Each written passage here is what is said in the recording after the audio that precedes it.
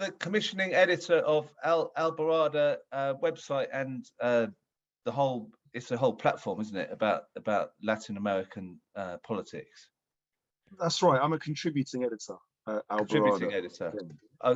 Oh, right. Now, what happened in Chile? Because I don't really keep up with this stuff too much, and I have to say that's terrible on my part. But I think it would be interesting for people who watch this show to hear what happened in Chile, because it's famously we had Pinochet taking over in 1973 with a military coup.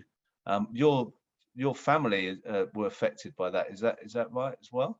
That's right. Yeah, my family were exiles from Chile, and I was born and brought up here in Europe as a result. Yeah.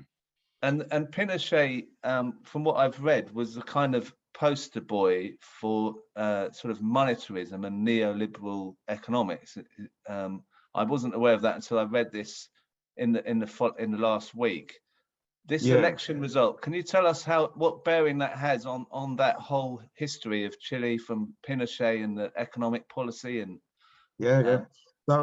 so basically what happened last week was that a left-wing presidential candidate was elected, and he'll take power in March of next year. And so it's an immensely hopeful moment for Chile, and it contributes to the sort of broader trend in Latin America of progressive governments being elected. So recently we had a left-wing government elected in Peru, in Honduras, and there are elections coming up next year in Colombia and Brazil, which could see almost the entirety and at least all the main countries of Latin America being run by socialists or progressives of one sort or another. And this election is really about closing that historic cycle that was initiated with the coup and the Pinochet dictatorship that lasted until 1990. That dictatorship brought in a neoliberal economic and social system, and it locked it all in with a constitution that was promulgated in 1980, and which basically made any substantive changes impossible. So it's like a straitjacket, an institutional straitjacket on the left in Chile. And this most recent election shows that historic cycle, as the president-elect put it, has now ended. And we're beginning a new cycle, writing a new constitution with a left-wing government in power, and with a lot of hope and expectation that people's lives can be improved, that neoliberalism will be destroyed where it began in Chile, and that we'll be moving forward into a much brighter future. So it was just a repressive regime on top of an economic system that was taking people into massive poverty. I suppose it was affecting, changing, having a big division between the top and the bottom. I mean, that's what was happening. So how do you see the situation in this country compared with Chile? What can we learn from what happened there? Yeah, I mean, to be honest, it's interesting because the architect of the 1980 Constitution was a guy called Jaime Guzman, and he based the electoral system that Chile has had until very recently on the British electoral system. He wanted to design a system that prevented change, and he thought the Westminster system was very good at that. And so he selected a form of elections and political participation based on ours. So I think there are lessons that we can learn from the Chilean left, because they've, after all, managed to break that system now. I think there are quite a few things we could talk about as causes of the Chilean victory. One of them, I think, at the sort of top level, would be that the Chilean left, its more committed side, at least, I saw in the chat there, someone said, MPs should have the same wage as the average labourer. Well, several of the left's MPs in Chile actually have done that for many years, for at least 10 years. And during Allende's period as well, they receive a stipend and that is equal to the average wage of a skilled labourer. And so I think that is a key element in re-legitimizing politicians who say that they speak in the name of the people. you know, they have to earn more, they have to live the life that the people live. I don't think you can earn, what is it here, 88,000 and rising, and still claim to be speaking for the people. So that's one thing. Another is that there were huge grassroots mobilizations over the last 10, even, you know, since 2006, building up 2011 student protests, building towards the 2019 estallido, they call it, the uprising, which took place in October 2019, and which has basically built a huge grassroots mobilization across Chile, linking together environmental groups, feminist groups, sexual minorities, indigenous groups, all kind of trade unions, everyone working together to develop a platform. And so I think that's the other strength. The platform of the Chilean left today is one that has been built from below with active participation of the leading groups within society. And beyond that, I would say that there's been a re-articulation of Chilean politics around a new pole, you could call it. So the old center-left Concertación was in government for 20 years, entered a political crisis.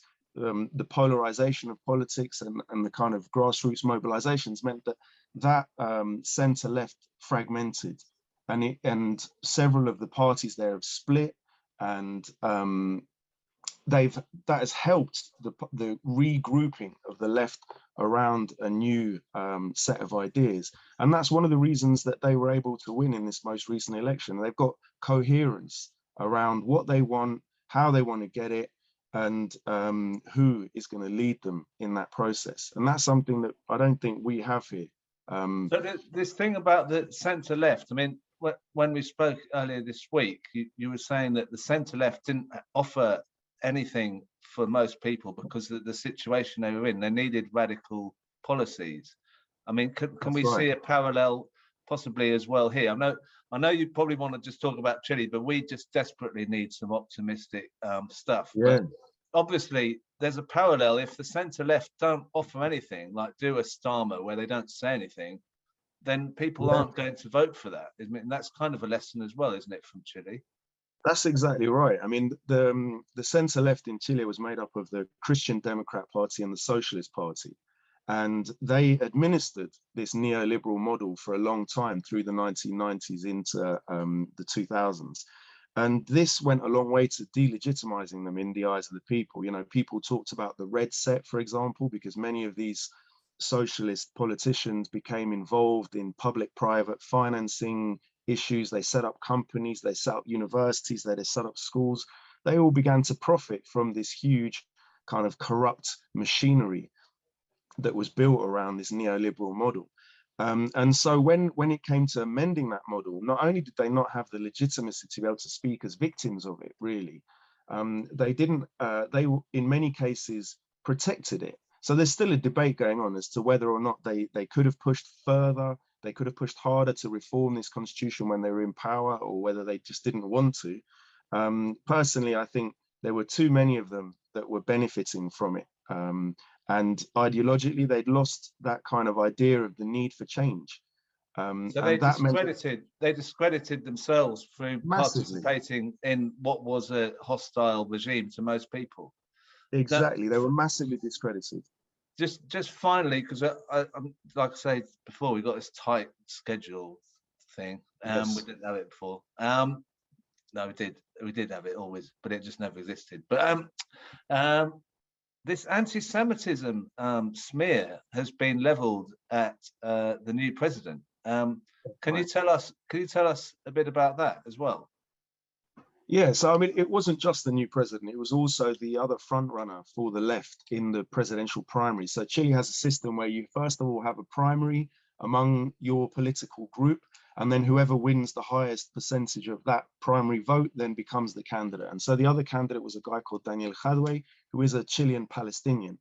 And he'd been a long-term victim of accusations of anti-Semitism because he's an anti-Zionist, obviously.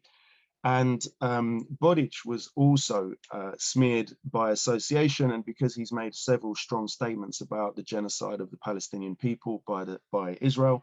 And interestingly, unlike here in the UK, that didn't really have the same impact on the left. And I think there's two main reasons for that. Firstly, that the Jewish community in Chile is like everywhere else. There is no one Jewish community.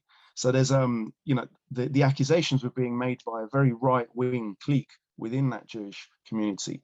And a sector of the left-wing Jewish community spoke up against it and said, well, where were you guys when Jewish members of the Communist Party were being tortured, murdered, and disappeared by the Pinochet dictatorship? Where were you when Israel was making arms deals with the Pinochet dictatorship? And why haven't you criticized a leading right-wing Chilean Jew who is actually the director of the Pinochet Foundation, the foundation set up by the dictator to perpetuate his legacy? And so, there's this association with a neo-fascist dictatorship has really damaged their ability to speak with any credence about human rights, including issues around anti-Semitism. So that on the one hand, and on the other hand, because the Chilean left is based on a re-articulation around a new set of political ideas, there's no fifth column, as it were. There's no friendly criticisms from within about certain issues. There's unity around some very important issues, and this is where I think those comparisons of Boric being a social democrat, which I think is a European category being transmitted over there, isn't really true, because what's a modern European social democrat in many ways? It's someone who has internalized neoliberal norms and values, and someone who, generally speaking, at leadership level at least, isn't really an anti-imperialist. Well, Boric is both an anti-neoliberal and an anti-imperialist. So I think that doesn't work. And so that's another reason that this anti-Semitism accusation didn't really gain any traction, because there's no one within his group splitting along, arguing that, yes, we do need to deal with our anti-Semitism problem. It was very clear, no, there's anti-Zionism and there's anti-Semitism, and we are anti-Zionists.